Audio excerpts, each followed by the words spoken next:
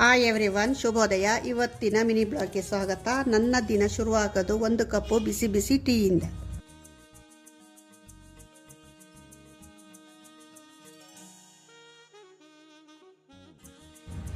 ಇವತ್ತಿನ morning breakfast dosa. ನಿನ್ನೆ ರಾತ್ರಿನೇ ಅಕ್ಕಿ, ಹೆಸರು ಕಾಳು, ಸಬ್ಬಕ್ಕಿ ಮತ್ತು ಮೆಂತೆ ಕಡಲೆಬೇಳೆ ಹಾಕಿ ನೆನೆಸಿಟ್ಟಿದ್ದೆ.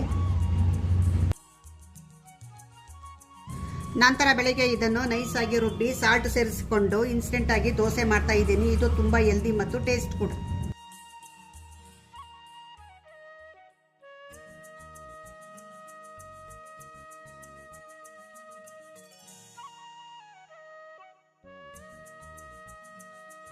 ತಿಂಡಿ ಎಲ್ಲ ಆದಮೇಲೆ ಕೊನೆಯದಾಗಿ ಈ ಪಾತ್ರೆ ತೊಳೆಯುವ ಕೆಲಸ.